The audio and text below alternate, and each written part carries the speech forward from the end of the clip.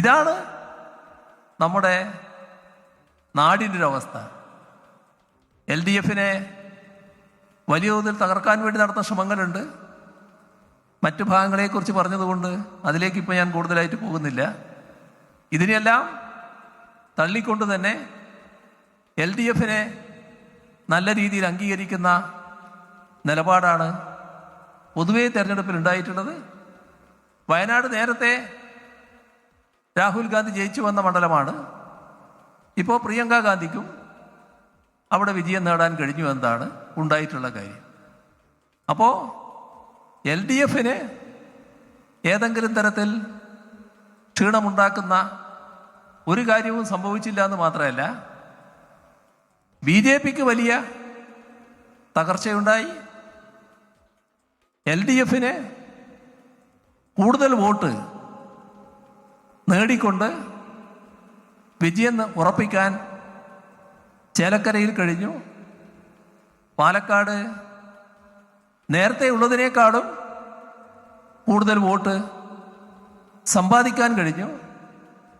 BJPയുമായുള്ള നേരത്തെ ഉള്ള അകലം, അത് നല്ല രീതിയിൽ വോട്ടിൻ്റെ വ്യത്യാസം കുറച്ചു കൊണ്ടുവരാനും കഴിഞ്ഞു. ഇത് LDFന് കൂടുതൽ കരുത്തു പകരുന്ന ഒരു തെരഞ്ഞെടുപ്പ് ഫലമാണ്.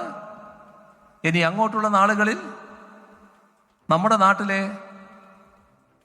ശക്തമായ നിലപാടുകൾ എടുത്തുകൊണ്ടുള്ള പ്രവർത്തനങ്ങൾ നടക്കേണ്ട ഒരു ഘട്ടമാണ്.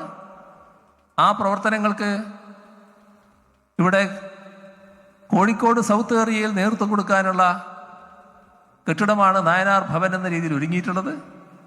ആ പ്രവർത്തനങ്ങൾ ഫലപ്രദമായി നടത്താൻ ഇവിടെ കേന്ദ്രമായിക്കൊണ്ട് സാധിക്കണം എന്ന് മാത്രം ഓർമ്മിപ്പിച്ചുകൊണ്ട് മറ്റു കൂടുതൽ കാര്യങ്ങളിലേക്ക് കടക്കാതെ ഈ കെട്ടിടത്തിൻ്റെ ഔപചാരികമായ ഉദ്ഘാടനം നിർവഹിച്ചതായി ഒരിക്കൽ കൂടി അറിയിച്ചുകൊണ്ട് അവസാനിപ്പിക്കുന്നു. നിങ്ങൾക്ക് എൻ്റെ അഭിവാദ്യങ്ങൾ.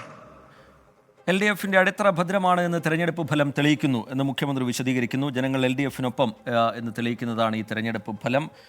പാലക്കാട് LDFന് വോട്ട് വിഹിതം വർദ്ധിപ്പിക്കാൻ കഴിഞ്ഞു, ചേലക്കര നിലനിർത്താൻ കഴിഞ്ഞു. അങ്ങനെ ചില വോട്ടിൻ്റെ കാര്യത്തിൽ ചില കണക്കുകളൊക്കെ സൂചിപ്പിച്ചുകൊണ്ടാണ് മുഖ്യമന്ത്രി അക്കാര്യം വിശദീകരിക്കുന്നത്. പാണക്കാട് സാദിഖ് അലി ശിഹാബ് തങ്ങൾക്കെതിരായ വിമർശനം, അതിൽ ഉറച്ചു നിൽക്കുകയാണ് മുഖ്യമന്ത്രി.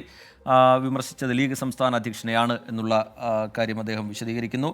SDPയും ജമാഅത്തെ ഇസ്ലാമിയും വർഗീയ സംഘടനകളാണ്, ഇവരോട് കൂട്ടുകൂടാൻ ലീഗിന് എങ്ങനെ കഴിയുന്നു എന്ന വിമർശനം ലീഗിന് നേരെ, കോൺഗ്രസിന് നേരെയും അതിരൂക്ഷമായ വിമർശനം മുഖ്യമന്ത്രിയുടെ ഭാഗത്തു നിന്നുണ്ടാവുകയാണ്.